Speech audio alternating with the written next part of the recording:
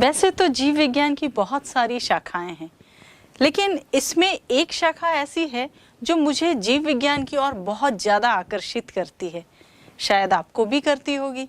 और ये शाखा है जिसमें हम जीवों के विकास के बारे में पढ़ते हैं। जी हाँ, आज हम जिस अध्याय की बात करने वाले हैं वो है विकास, इवोल्यूशन। अगर देखा जाए तो विकास हम केवल जीवों का ही नहीं बल्कि हमारी पृथ्वी का, वनस्पतियों का और बहुत सी चीज़ों के बारे में इस अध्याय में हम बात करते हैं। विकास है क्या? अगर हम ये जानना चाहें तो ये एक कहानी है, एक कहानी जीवन के उत्पत्ति की और पृथ्वी नामक उस ग्रह की जिस पर जीवन या जीवन जीने वाले जीवों का जो है विकास हुआ है। आइए इस अध्याय को हम इस तरह पढ़ते हैं। इस अध्याय में हम जब पृथ्वी की बात करते हैं या विकास की बात करते हैं तो सबसे पहले हमारे दिमाग में आता है कि जीवन पृथ्वी पर आया कैसे, या हम यूं कहें कि पहले हम उस उत्पत्ति के बारे में जानें कि पृथ्वी जो है वो कब अस्तित्व में आई। जैसा कि हम सभी जानते हैं कि हमारी पृथ्वी जो है, आकाशगंगा जो है, ऐसी बहुत सारी जिन्हें हम गैलेक्सीज कहते हैं। आप जानते होंगे कि पृथ्वी जो है ये एक ग्रह है, और भी कई ग्रह हैं। उस आकाशगंगा में 8 ग्रह हैं जो सूरज की चारों ओर परिक्रमा देते हैं। हमारी पृथ्वी भी उनमें से एक है। जब हम ये आकाशगंगा की बात कर रहे हैं तो हम इसी तरह की बहुत सारी आकाशगंगाएं जो हैं इस ब्रह्मांड में पाते हैं। कहने का मतलब कि एक छोटी सी कणिका के रूप में हमारी पृथ्वी है।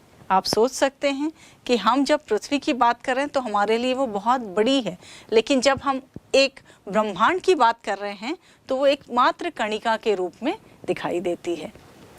पृथ्वी पर जीवन की उत्पत्ति से पहले हमें ये जानना जरूरी है कि पृथ्वी जो है वो जब अस्तित्व में आई तो उस पर जीवन कैसे आया।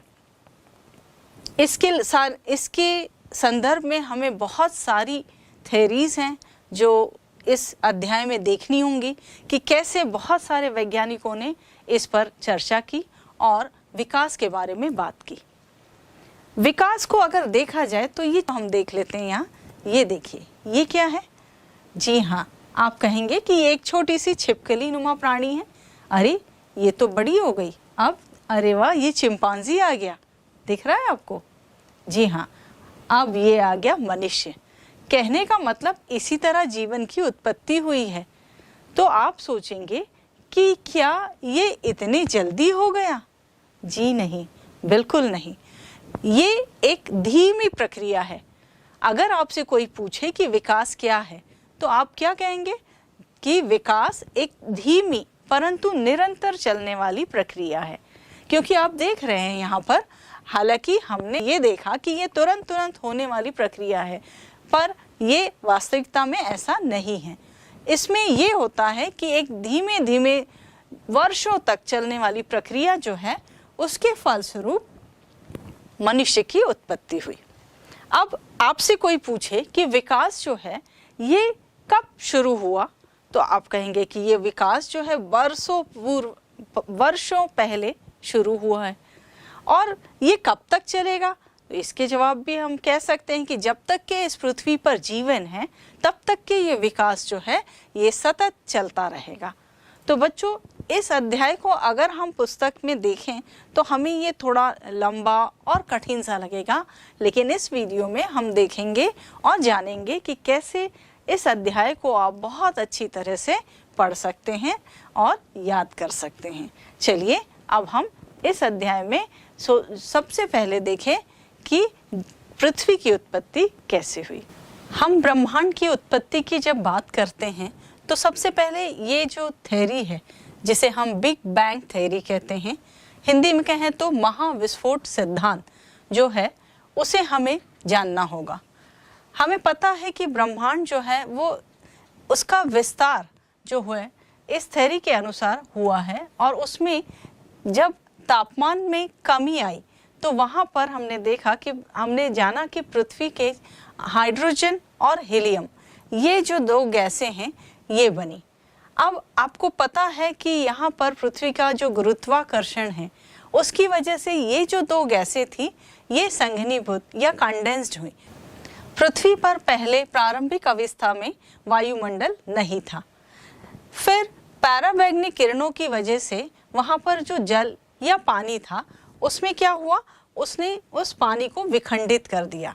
हम जानते हैं कि H2O जो वाटर है, पानी है, वो फिर हाइड्रोजन और ऑक्सीजन में विखंडित हो गया। हाइड्रोजन जो है वो हल्की गैस है, ये मुक्त हो गई, बचा ऑक्सीजन। ऑक्सीजन ने फिर अमोनिया और मीथेन के साथ मिलकर वहाँ पर जल और कार्बन डाइऑक्साइड जैसी गैसें बनाई। पृथ्वी के चारों ओर एक ओजोन परत का निर्माण हुआ और हम देखें तो हम पाएंगे कि पृथ्वी की जो उत्पत्ति है उसके 50 करोड़ वर्ष बाद ही पृथ्वी पर जीवन की उत्पत्ति हुई है। ये जो गैसें थी ये कुछ समय बाद बरसात के रूप में या जल बाष्प जो था वो बारिश के रूप में पृथ्वी पर गिरा। जो गहरी जगह थी वो भर गई पानी से और इस तरह पृथ्वी पर नदियों का, सागर का, महासागर का निर्माण हुआ। और जब जो जीवन आया पृथ्वी पे, हम सभी जानते हैं कि पृथ्वी पर जो जीवन आया वो सबसे पहले पानी में या जल में आया। तो यहाँ पर पृथ्वी का जो हमने कहा उत्पत्ति हुई उसके लगभग 50 करोड़ वर्ष बाद ही पृथ्वी पर जीवन की उत्पत्ति हुई। जैसा कि हम सभी जानते हैं कि जल की अगर हम बात कर रहे हैं, जीवन की उत्पत्ति हुई, तो क्या वो जीवन कैसे पृथ्वी पर आया, क्या किसी अन्य ग्रह से आया? तो इसके लिए भी बहुत सारे वैज्ञानिकों ने इस पर कार्य किया और बहुत सारे सिद्धांतों को प्रतिपादित किया है। आइए इनमें से कुछ सिद्धांत की हम यहाँ पर बात करते हैं। पृथ्वी पर जीवन की उत्पत्ति के लिए कुछ खगोल वैज्ञानिक ने पैंसपर्मिया, जिसे सर्वबीजाणु हम कह सकते हैं, उसे अभी भी वे अपना मनपसंद सिद्धांत मानते हैं। इसी में काफ़ी समय तक जीवन जो है वो कुछ क्षयमान वस्तुओं से, जैसे सड़ी गली हुई चीज़ें, भूसा या कीचड़, इससे प्रकट हुआ, इसे भी कुछ वैज्ञानिकों ने माना था। हालांकि इसमें जो एक सिद्धांत आया जिसे हम कह सकते हैं, जिसका नाम है स्पॉन्टेनियस जनरेशन, ये सिद्धांत लुईस पाश्चर द्वारा प्रतिपादित किया था, जिसमें उन्होंने कहा था कि जीवन जो है वो पहले से विद्यमान जीवन से ही आया हुआ है। इसमें एक और वैज्ञानिक हैं जिनका नाम हम ले सकते हैं, जिन्होंने कहा था कि जीवन जो है वो कैसे आया, इस पर एक प्रयोग किया। जैसे आप यहाँ देख सकते हैं कि इसमें लुईस पाश्चर ने एक फ्लास्क लिया है, ये देख रहे हैं आप फ्लास्क। इस फ्लास्क में उन्होंने पहले उसे जीवाणु रहित करा और उसमें कुछ मृत यीस्ट डाले, यीस्ट एक फंगस, उसे डाला और उन्होंने कुछ समय बाद देखा कि इससे जीवन जो है या नए जीव पैदा नहीं हुए। बाद में इसी प्रयोग को उन्होंने दूसरी तरह किया और इस बार उन्होंने इस फ्लास्क को खुला रखा, वही प्रक्रिया दोहराई, वैसे ही यीस्ट डाला, वही फ्लास्क लिया, बट इसे कवर करने के बजाय उन्होंने उसे खुला रखा। तो उन्होंने उसमें पाया कि जो है मृत यीस्ट से यहाँ पर नए जीव पैदा हुए। कहने का मतलब कि जब वो कवर्ड था फ्लास्क तो वहाँ पर जीवन की उत्पत्ति नहीं हुई, लेकिन वही फ्लास्क जब खुला था तो उसमें जीवन की उत्पत्ति हुई। तो ये भी एक अच्छा सिद्धांत था जिसे काफ़ी समय तक लोगों ने माना, पर बाद में कुछ और वैज्ञानिक आए जिसमें हम एक और ये देख सकते हैं, ये हाल्डिन और ओपेरिन। इन वैज्ञानिकों का मानना था कि हो सकता है जीवन जो है वो कार्बनिक अणु जैसे आरएनए, प्रोटीन, इनकी वजह से इस पृथ्वी पर विराजमान, इस पृथ्वी पर आया हो।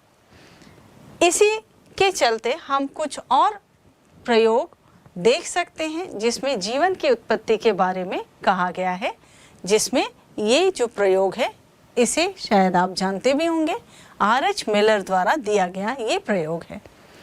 इसका इस पिक्चर को या इस डायग्राम को देखकर आप इसे हम समझने की कोशिश करते हैं। जैसा कि हमने अभी कहा कि S.L. मिलर इन्होंने 1953 में जो अपनी एक थ्योरी दी थी उस पर उन्होंने एक प्रयोग खुद कर देखा। ये प्रयोग कैसा था, आइए इस डायग्राम को देखकर हम इसे समझने की कोशिश करते हैं। इसमें आप जैसा कि देख रहे हैं एक फ्लास्क है जिसके अंदर 2 इलेक्ट्रोड्स दिखाए हैं। इस फ्लास्क के अंदर उन्होंने मीथेन, वाटर जिसे हम H2O के रूप में दर्शा रहे हैं, जल, NH3 अमोनिया और हाइड्रोजन जैसी गैसों को लिया था। फिर उन्होंने इन इलेक्ट्रोड्स के जरिए इस पर इलेक्ट्रिक डिस्चार्ज या जिसे हम कहें ताप विद्युत 800 डिग्री सेंटीग्रेड तक उन्होंने उसका तापमान देकर वहाँ पर एक रासायनिक अभिक्रिया कराई। ये रासायनिक अभिक्रिया के फलस्वरूप वहाँ पर उन्होंने पाया कि वहाँ पर कुछ जटिल अणु जैसे अमीनो एसिड्स का निर्माण होता है। तब इसी तरह के प्रयोग अन्य वैज्ञानिकों ने भी किए और पाया कि किस तरह उस समय जब पृथ्वी पर जीवन की उत्पत्ति हो रही थी तो ये रासायनिक अभिक्रिया जो है इन्होंने वहाँ पर उस जीवन की उत्पत्ति के लिए कैसे कार्य किया होगा। यहाँ पर हम देखते हैं कि जैसे अमीनो एसिड्स बना वैसे ही कुछ शर्कराएं, जैसे हम कहें अगर जटिल अणु की बात कहें तो वहाँ पर हम देखेंगे कि पॉलीसैकेराइड्स या कुछ RNA, प्रोटीन, इस तरह का निर्माण हुआ। कहने का मतलब कि इन चीज़ों से फिर अणुओं का निर्माण हुआ और उससे जीवन की उत्पत्ति हुई होगी, ऐसा इनका मानना था। ये भी माना गया कि पहले जो जीव आए वो बहुत सरल होंगे या केवल एक कोशिकाएं के बने होंगे, जिन्हें हम आज एक कोशिकीय जीव कहते हैं। धीरे धीरे उत्पत्ति के साथ साथ विकास हुआ और विकास के साथ ये जो एक कोशिकीय जीव थे ये बहुकोशिकीय जीव में तब्दील हुए होंगे। अब यहाँ पर जब हम इनकी बात कर रहे हैं तो जैसा कि हमने स्टार्टिंग में या पहले इस विषय पर बात की थी कि जीवन जो है जल में आया, तो जलीय प्राणी जो होंगे वो नेचुरली पानी में ही पाए गए। मछली है, आप जानते हैं बहुत अच्छी तरह से। तो ये जल से फिर थोड़ा सा इनका विकास हुआ तो ये थल या जमीन की ओर, तो ऐसी जगह जहाँ पर जल और थल दोनों मिलते हैं वहाँ पर कुछ जीव आए जिन्हें हम आज उभयचर के नाम से जानते हैं। तो ये विकास हो रहा है। फिर वो जीव जो हैं वो रेंगने लगे और वो जल से निकलकर जमीन पर आए, तो ऐसे जीव को हमने सरीसृप में रखा। तो यहाँ पर विकास जो है वो जलीय, फिर उभयचर और फिर सरीसृप। सरीसृप के बाद हम देखते हैं कि कुछ पक्षी हैं जो वायवीय है, हवा में दिखाई देते हैं, और उसके बाद आए स्तनधारी जैसे कि मनुष्य, चिंपांजी या अन्य स्तनधारी प्राणी भी आप देख रहे हैं, जो बहुत ज़्यादा विकास के बाद हम ये प्रक्रिया जो है या ये चरण जो हैं जिन्हें हम देख रहे हैं, जलीय, उभयचर, सरीसृप, पक्षी और स्तनधारी, जिसे आज हम जान रहे हैं। तो जब हम विकास की बात करते हैं तो हमें एक सिंपल सी डेफिनेशन हमारे सामने आती है कि विकास एक निरंतर सतत चलने वाली प्रक्रिया है और ये बहुत धीमी प्रक्रिया है जो बहुत धीमी गति से हो रही है, और ये निरंतर चलने वाली है। इसका मतलब ये कि जब तक कि पृथ्वी पर जीवन है ये प्रक्रिया इसी तरह चलती रहेगी।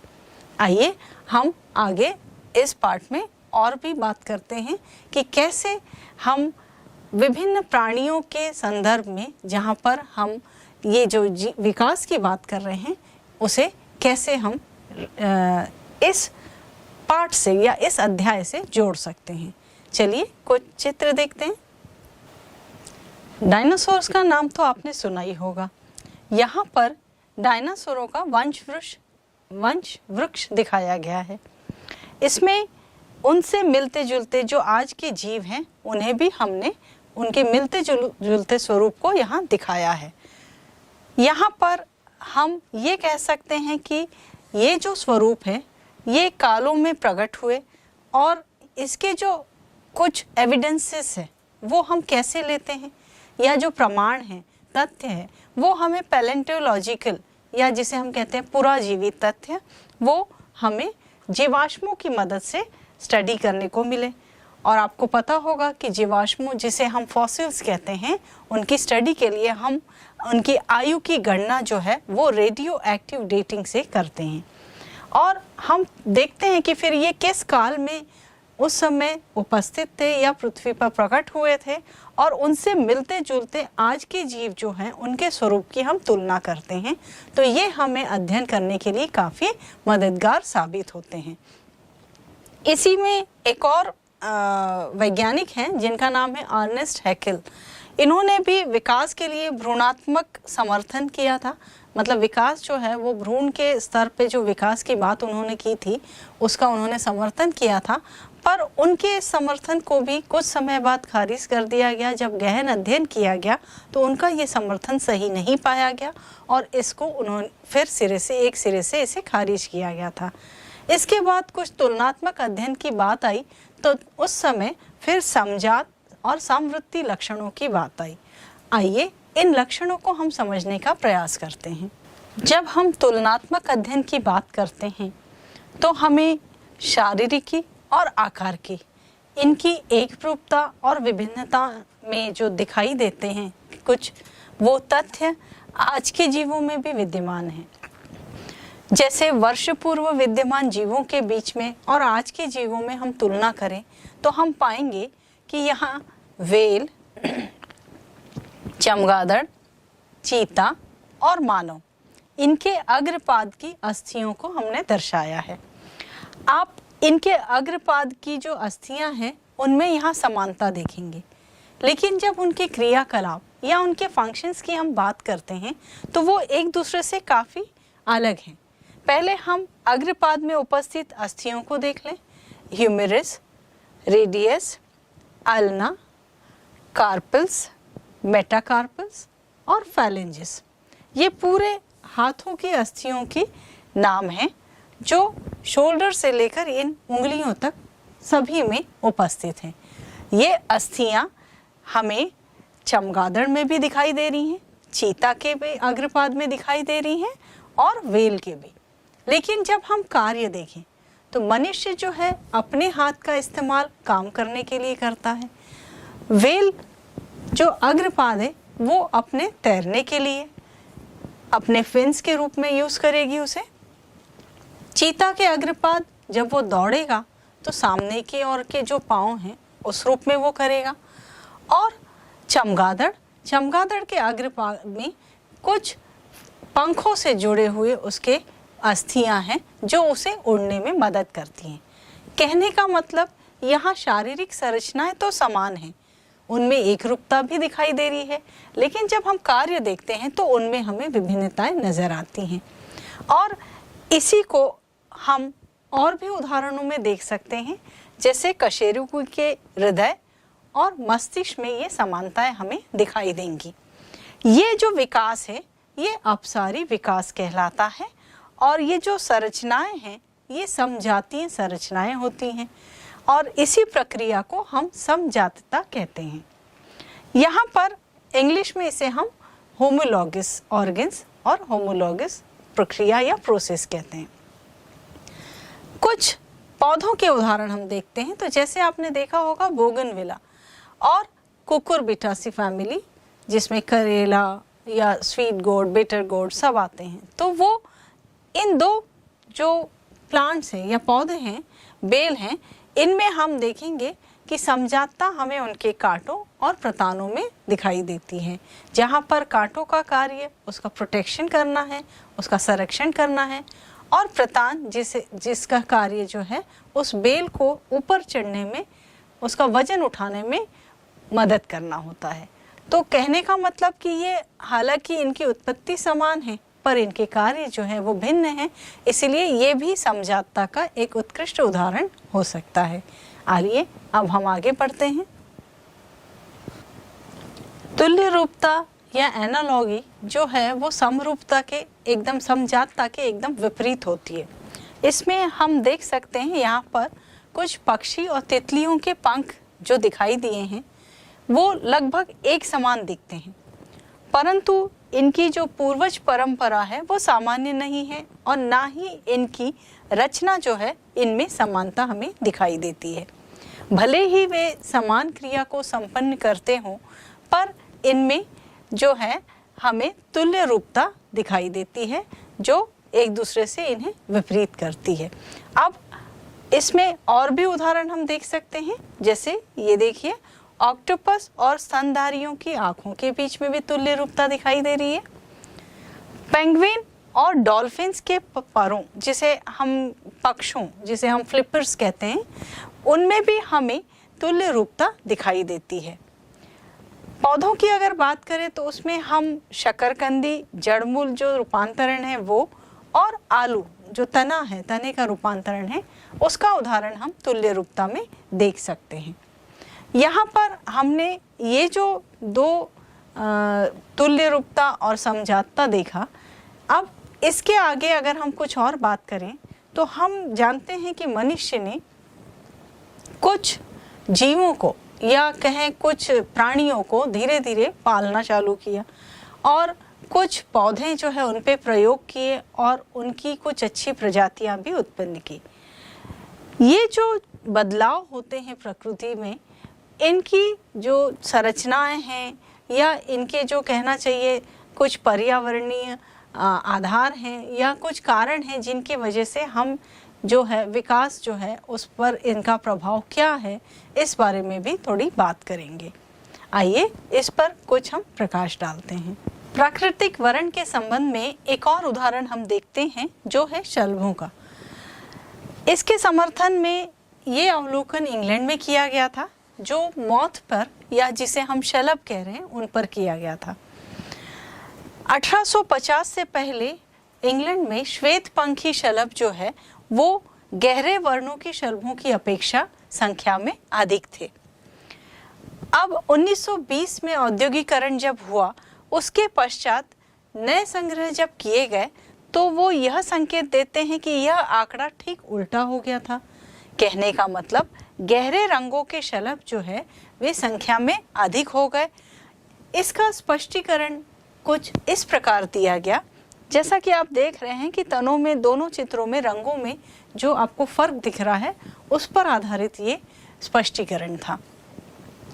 औद्योगिकरण के बाद जो कालिक, धूल, धुआं निकलता है उससे पेड़ के तने जो हैं वे क्या हो गए, काले हो गए। इस कारण जो शलभ को खाने वाले प्राणी थे उनकी नज़रों से ये जो काले शलभ थे वे बच गए और श्वेत शलभ जो थे वे उनकी पकड़ में आ गए। औद्योगिकरण से पहले तने पर कुछ श्वेत लाइकेंस उगा करते थे और इन श्वेत लाइकेंस की वजह जो श्वेत शलभ थे वो इनमें छुप जाया करते थे। जो काले शलभ थे वो तुरंत दिखाई देते थे क्योंकि बैकग्राउंड जो था वो वाइट था, तो उस पे काले रंग के शलभ तुरंत दिखाई देते थे और वो शिकारी का शिकार हो जाया करते थे। इसका मतलब यह कि जो अनुकूलित हो गया वो बच गया। इसीलिए अनुकूलन को विकास में एक बहुत महत्वपूर्ण चरण माना गया है। और यहाँ पर हमें एक बात का बहुत ध्यान रखना है कि हम ये नहीं कह सकते कि किसी भी प्रजाति का पूर्ण विनाश हो जाता है। जो अनुकूलित है वही प्रजातियां आगे की नई पीढ़ी में हमें अनुकूलन वाली नई प्रजातियां जो हैं, अनुकूलित हो चुकी हुई नई प्रजातियां जो हैं वो हमें दिखाई देती हैं। प्राकृतिक चयन का एक और उदाहरण हम देखते हैं जो शाकनाशकों और कीटनाशकों के अत्यधिक प्रयोग से, जिसके फलस्वरूप हमको बहुत कम समय में कुछ प्रतिरोधक किस्मों का चयन हुआ। इसके अलावा यही बात जो सूक्ष्म जीवों के प्रति हम प्रतिजैविक या जिन्हें हम कहें एंटीबायोटिक्स यूज़ करते हैं उसके लिए भी सही साबित होती है। हम ये एंटीबायोटिक्स या अन्य दवाइयाँ जो इस्तेमाल करते हैं ये प्रतिरोधक कोशिकाएं या हम कहें प्रतिरोधक जीव जो हैं इनका हमको विकास होता हुआ दिखाई देता है। इसके अलावा हम इन सब उदाहरणों को देखने के बाद ये कह सकते हैं कि विकास एक प्रत्यक्ष प्रक्रिया ना होकर विकास जो है यह एक प्राकृतिक संयोग कहें, या हम ये कहें कि अवसर पड़ने पर होने वाली घटना हो सकती है, या फिर ये उत्परिवर्तन पर आधारित एक घटना है। डार्विन की यात्रा के बारे में तो आपने शायद सुना ही होगा। उन्होंने अपनी बहुत ही खोजी वाली जो यात्रा थी वो एक बीगल नाम के जहाज पे शुरू की थी। इस यात्रा के दौरान वो गैलापागोस नाम के द्वीपों पर गए, जहाँ पर उन्होंने प्राणियों में, जीव जंतुओं में और बहुत सारी विविधताएं देखी। हालांकि वो इस बात से भी परिचित थे कि ये विविधताएं जो हैं उस द्वीप पर पाई जाएंगी, जिसका उन्हें पहले से ही आभास था। प्राणियों में जो विविधताएं देखी उसमें उन्होंने जो सबसे ज़्यादा विशेष रुचिकर जो उनको लगा वो था एक छोटा सा काली चिड़िया या पक्षी जिसका नाम फिंच, जिसे हम आज डार्विन फिंच के नाम से जानते हैं। यहाँ आप देख सकते हैं ये जो फिंच थी इसने उन्हें बहुत आश्चर्यचकित किया।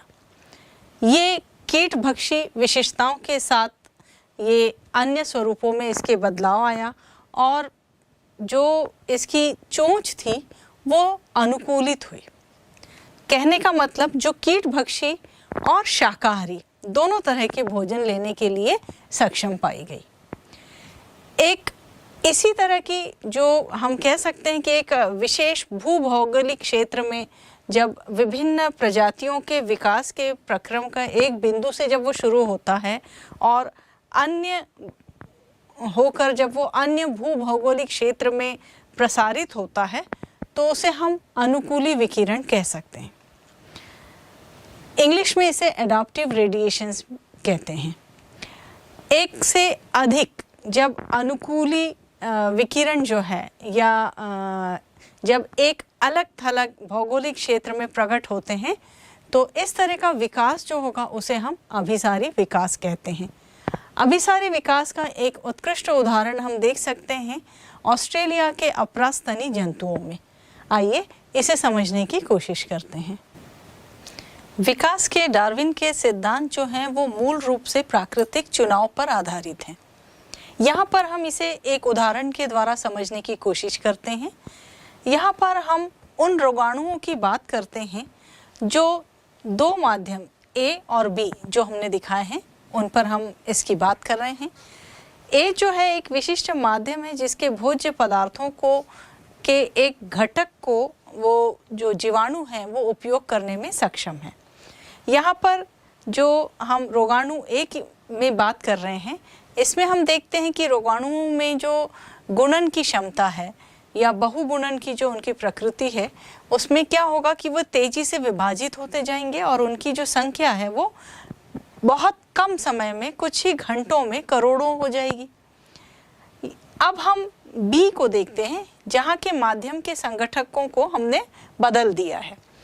इससे क्या हुआ कि वहाँ पे जो रोगाणु हैं उनकी जीव संख्या जो है वो ए की अपेक्षा कम होगी या उनकी संख्याओं में कमी आएगी, क्योंकि यहाँ पर जो नई प्रजातियाँ हैं वही दिखाई देंगी जो उन बदलावों को या उन परिस्थितियों को झेल सक रही हैं या उनमें वो जीवित रह पा रही हैं। कहने का मतलब यह परिवर्तन समय के साथ जो है अगली पीढ़ी में जाएगा और हम देखेंगे कि एक नई प्रजाति इनमें प्रकट होती है। ए की अपेक्षा बी जो है ये ज़्यादा उपयुक्त है क्योंकि ये प्रकृति की उपयुक्तता को चुनती है और हमको ये भी पता है कि प्रकृति जो है वो उपयुक्तता को चुनती है और ये उपयुक्तता हमेशा वंशानुगत होती है कि अगर इस पीढ़ी में वो अच्छा एक कैरेक्टर है तो वो ज़रूर अगली पीढ़ी में जाएगा। यहाँ पर हम इसी में कुछ और उदाहरण देख सकते हैं, जैसे आज हम देखते हैं मछली या मुर्गी या कुक्कुट पालन जो हो रहा है ये भी उसी को दर्शाते हैं। पर यहाँ एक बात हमें याद रखनी होगी कि इनमें जो जीवन अवधि होती है मछलियों में या मुर्गियों में वो थोड़ी लंबी होती है तो इसे ज़्यादा समय लगेगा। यहाँ पर हम अनुकूलन की अगर बात कर रहे हैं तो हमने कहा कि अनुकूलन क्षमता जो है वो वंशानुगत होती है।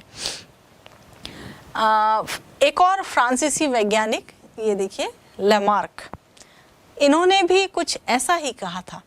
इन्होंने क्या कहा था कि जो जीवन रूपी विकास है वो जो है वो अंगों के उपयोग और अनुपयोग पर आधारित है। इसके लिए उन्होंने एक बहुत अच्छा उदाहरण दिया था, शायद आपने पढ़ा भी है कक्षा 10वीं में, जिसमें हमने जिराफ, ये देखिए आपको जिराफ जो है शायद आप सभी ने देखा होगा, और ये जो लंबी गर्दन है इसके पीछे उन्होंने ये जो अंगों का उपयोग और अनुपयोग वाला जो सिद्धांत है उस पर कहा था कि कुछ टहनियों की जब भोजन जो है नीचे ज़मीन की घास खत्म हो गई या कम हो गई तो वो भोजन के लिए अपनी जो ये गर्दन है इसे स्ट्रेच या खिंचाव के कारण ये धीरे धीरे पेड़ों की फुनगियों की पत्तियां खाने लगे और उनकी जो गर्दन वाला हिस्सा था वो धीरे धीरे लंबा होता गया। और यही जो एक कैरेक्टर है उसे उन्होंने अपनी अगली पीढ़ी में स्थानांतरित किया और इसीलिए आज जो जिराफ हम देख रहे हैं उनकी गर्दन लंबी है। हालांकि उन्होंने ये कहा कि इस अंग का उपयोग हुआ ज़्यादा क्योंकि गर्दन जो है वो अपनी खिंचाव लाते थे और ऊंची पत्तियां जो है उन्हें खाते थे, तो वो उस ऑर्गन के ज़्यादा यूज़ करने से या ज़्यादा उपयोग करने से वो जो एक अच्छा कैरेक्टर था वो अगली पीढ़ी में स्थानांतरित हुआ। हालांकि आज जो है इस थ्योरी को हम नहीं मानते हैं क्योंकि ये जो है सही साबित नहीं हुई। हार्डी-वेनबर्ग सिद्धांत, ये सिद्धांत जो है जनसंख्या अनुवांशिकी का एक सिद्धांत है जिसे हार्डी और वेनबर्ग दोनों ने स्वतंत्र रूप से पेश किया। ये सिद्धांत के अनुसार एक आदर्श जनसंख्या में विभिन्न एलील, जिसे हम युग्म विकल्पी भी कहते हैं, और जीनोटाइप, इनकी आवृत्तियां जो होती हैं वो पीढ़ी दर पीढ़ी अपरिवर्तित रहती हैं। आइए इसे एक समीकरण से समझने की कोशिश करते हैं। जीन कोश यानी कुल जीव संख्या में जीने और उनके युग्म विकल्पी, जिन्हें हम जीन कोश कहते हैं, ये सदा अपरिवर्तनीय रहते हैं। इसे आनुवांशिक संतुलन कहते हैं। हार्डी-वेनबर्ग का सिद्धांत कहता है कि एक जीव संख्या में अलील, आवृत्तियां और उनके लोकस सुस्थिर होते हैं जो एक पीढ़ी से दूसरी पीढ़ी तक निरंतर रहते हैं। इसे हम इस तरह समझने का प्रयास करते हैं। सभी अलील आवृत्तियां एक होती हैं तथा व्यष्टिगत आवृत्तियों को हम P, Q आदि कह सकते हैं तथा व्यष्टिगत आवृत्तियों को हम PQ से दर्शाते हैं।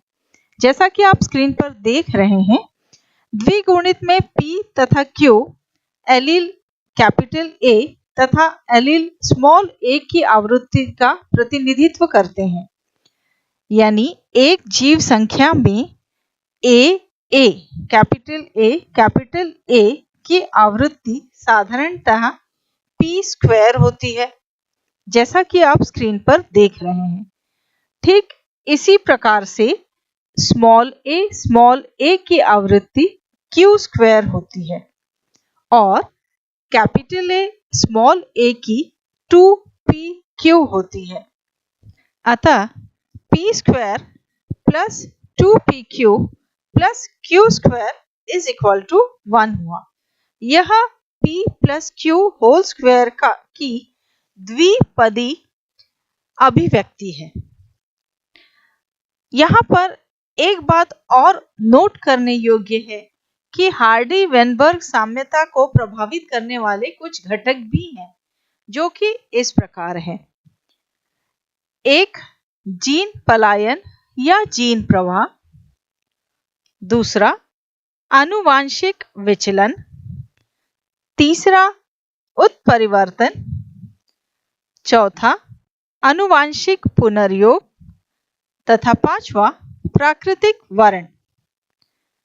जब जीव संख्या का स्थान परिवर्तन होता है तो जीन आवृत्तियां भी बदल जाती हैं। यदि यह परिवर्तन संयोगवश होता है तो आनुवांशिक अपवाह, जिसे हम जेनेटिक ड्रिफ्ट कहते हैं, वो कहलाता है।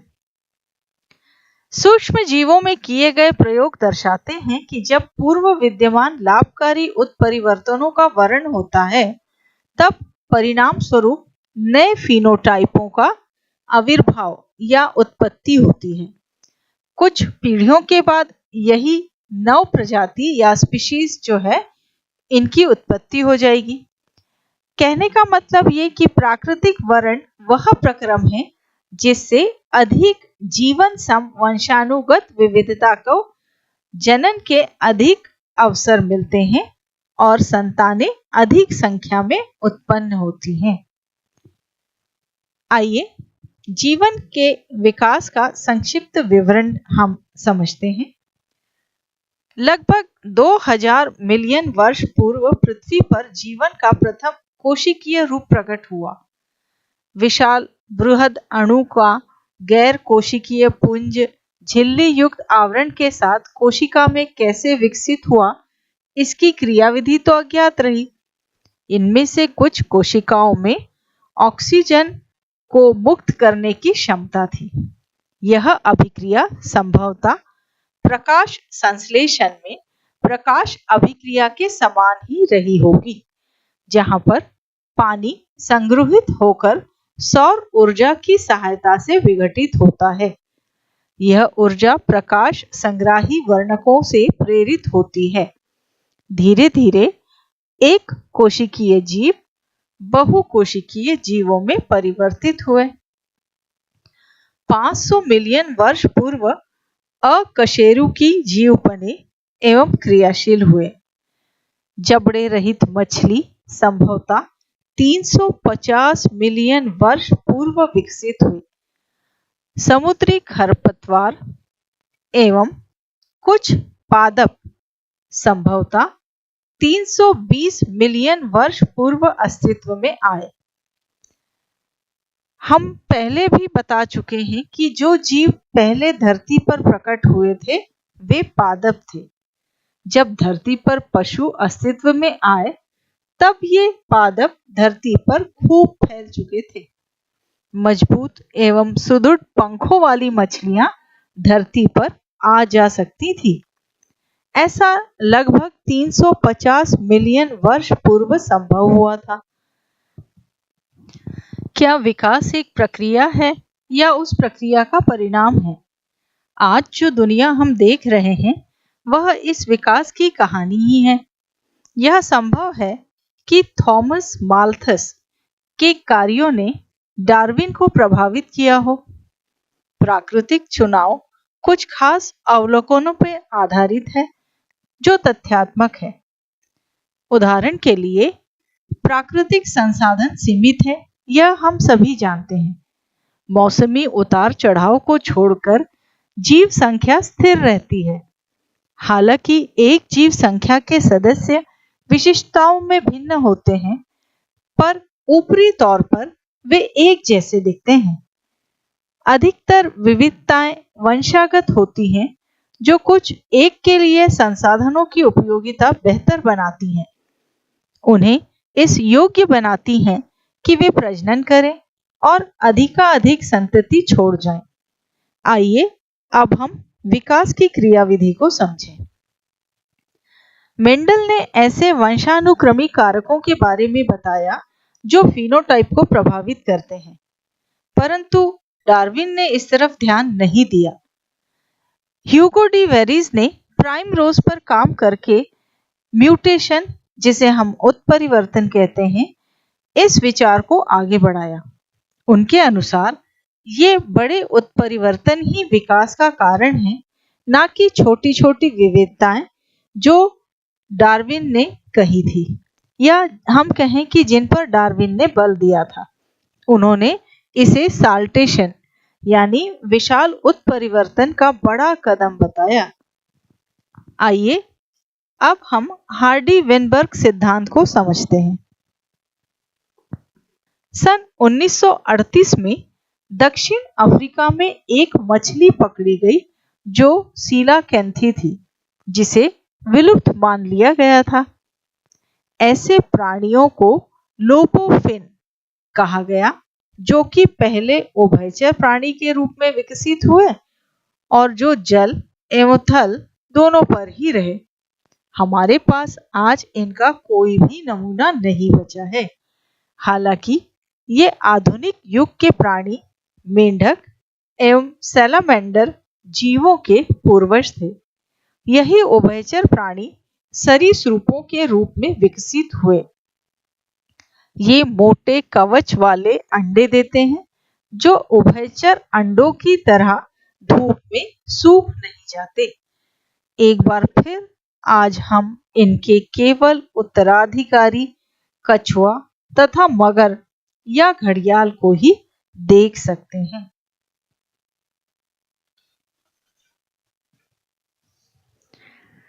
इसी तरह पौधों में हुआ। विशाल फर्न या टेरिडोफाइट्स जो पृथ्वी पर उपस्थित थे, किंतु वे धीरे धीरे मरकर कोयले के भंडार बन गए। इनमें से कुछ सरीसृप पुनः पानी में वापस चले गए और लगभग 200 मिलियन वर्ष पूर्व संभवतः मछली जैसे सरीसृप के रूप में प्रकट हुए। पृथ्वी पर रहने वाले सरीसृप निश्चित ही डायनासोर थे।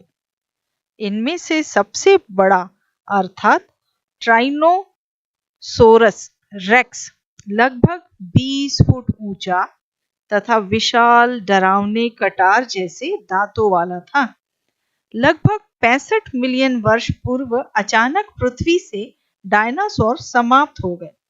हमें इसके सही कारणों का पता नहीं है। कुछ लोगों का मत है कि वातावरण और जलवायु परिवर्तनों ने इन्हें मारा।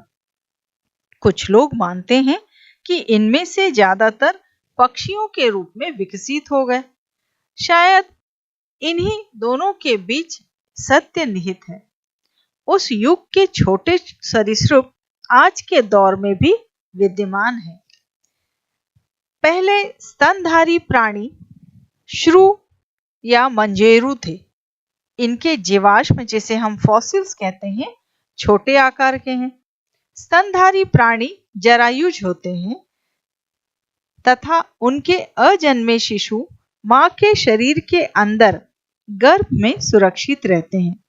स्तनधारी प्राणी छोटे से छोटे खतरों के प्रति सतर्क रहने एवं बचाव करने में बुद्धिमान होते थे। जब सरीसृपों की कमी हुई तब स्तनधारी प्राणियों ने स्थल पर कब्जा कर लिया। यहाँ पर दक्षिण अमेरिकी स्तनधारी घोड़े से मिलता जुलता हिप्पोपोटामस, जिसे हम दरियाई घोड़ा कहते हैं, भालू तथा खरगोश आदि थे। महाद्वीपीय विचलन के कारण जब दक्षिणी एवं उत्तरी अमेरिका एक दूसरे से जुड़े तो इन जीवों ने उत्तर अमेरिका तक विस्तार बनाया और ये उत्तरी अमेरिकी प्राणी जगत पर छा गए। महाद्वीपीय विस्थापन के कारण जब दक्षिणी अमेरिका उत्तर अमेरिका से मिल गया तो ये जीव उत्तरी जंतुओं के दबाव में आ गए और वे बहुसंख्य हो गए। महाद्वीपीय विस्थापन के कारण ही ऑस्ट्रेलियाई स्तनधारी जैसे कंगारू आदि जीवित रहे, क्योंकि उन्हें दूसरे अन्य स्तनधारी जीवों से कम प्रतियोगिता थी। आधुनिक युग के कुछ स्तनधारी प्राणियों के पूर्वज, जो कि हम चित्र में दिखा रहे हैं, आप देख सकते हैं स्क्रीन पर। यहाँ एक बात और ध्यान रखने योग्य है, वो ये कि कुछ स्तनधारी प्राणी पूरी तरह से जल में ही रहते हैं, जैसे कि व्हेल, डॉल्फिन, सील तथा समुद्री गाय। हाथी, घोड़े और कुत्ते के विकास की बातें विकास की विशिष्ट कहानियां हैं। इनके बारे में आप उच्च कक्षाओं में पढ़ेंगे। और मनुष्य का विकास ये सर्वाधिक सफलता की कहानी कहता है। इनके पास तो भाषा कौशल, आत्मबोध या स्वचेतना भी है। जीवन के स्वरूपों के विकास, भूभौगोलिक मापदंड और उनकी समय तथा भूभौगोलिक समयावधि के जीवन के स्वरूपों के विकास, भूभौगोलिक मापदंड और उनकी समय तथा भूभौगोलिक समयावधि एवं उनके संकेतों को स्थल रेखा में हमने स्क्रीन पर आपके लिए दिखाया है। आइए मानव का उद्भव और विकास की बात करें। लगभग 1500 मिलियन वर्ष पूर्व ड्रायोपिथेकस एवं रामापिथिकस नामक नर वानर विद्यमान थे, जो कि आप स्क्रीन पर देख रहे हैं। इन लोगों के शरीर बालों से भरपूर थे तथा गोरिल्ला एवं चिंपांजी जैसे ये चलते थे। रामापिथिकस आधुनिक मनुष्य जैसे थे, जबकि ड्रायोपिथिकस वन मानुष जैसे थे। इथोपिया तथा तंजानिया में कुछ जीवाश्म अस्थियां मानवों जैसी प्राप्त हुई। ये जीवाश्म मानवीय विशेषताएं दर्शाते हैं, जो इस विश्वास को आगे बढ़ाती हैं कि 3-4 मिलियन वर्ष पूर्व मानव जैसे नर वानरगण, जिन्हें हम प्राइमेट्स कहते हैं, पूर्वी अफ्रीका में विचरण करते रहे थे। ये लोग संभवतः ऊंचाई में 4 फुट से बड़े नहीं थे, किंतु वे खड़े होकर सीधे चलते थे। लगभग 2 मिलियन वर्ष पूर्व ऑस्ट्रेलोपिथेसिन आदि मानव संभवतः पूर्वी अफ्रीका के घास स्थलों में रहता था। साक्ष्य यह प्रकट करते हैं कि वे प्रारंभ में पत्थर के हथियारों से शिकार करते थे, किंतु प्रारंभ में फलों का ही भोजन करते। खोजी गई अस्थियों में से कुछ अस्थियां बहुत ही भिन्न थी। इस जीव को पहला मानव जैसा प्राणी के रूप में जाना गया और उसे होमो हैबिलिस कहा गया। उसकी दिमागी क्षमता 650 से 800 सीसी के बीच थी। वे संभवतः मांस नहीं खाते थे। 1991 में जावा में खोजे गए जीवाश्म में अगले चरण के बारे में भेद प्रकट किया। यह चरण था होमो इरेक्टिस, जो 1.5 मिलियन वर्ष पूर्व हुआ। होमो इरेक्टिस का मस्तिष्क बड़ा था, जो लगभग 900 सीसी का था। होमो इरेक्टिस संभवतः मांस खाता था। निएंडरटाल मानव 1400 सीसी आकार वाले मस्तिष्क लिए हुए 1 लाख से 40,000 वर्ष पूर्व लगभग पूर्वी एवं मध्य एशियाई देशों में रहते थे। वे अपने शरीर की रक्षा के लिए खालों का इस्तेमाल करते थे और अपने मृतकों को जमीन में गाड़ते थे। होमो सेपियंस अफ्रीका में विकसित हुआ, जिसे हम मानव कहते हैं, और धीरे धीरे महाद्वीपों से पार पहुंचा तथा विभिन्न महाद्वीपों में फैला था। इसके बाद वह भिन्न जातियों में विकसित हुआ। 75,000 से 10,000 वर्ष के दौरान हिम युग में यह आधुनिक युगीन मानव पैदा हुआ। मानव ने कृषि कार्य लगभग 10,000 वर्ष पूर्व आरंभ किया और मानव बस्तियां बनाना शुरू हुई। बाकी जो कुछ हुआ वह मानव इतिहास या वृद्धि का भाग और सभ्यता की प्रगति का हिस्सा है।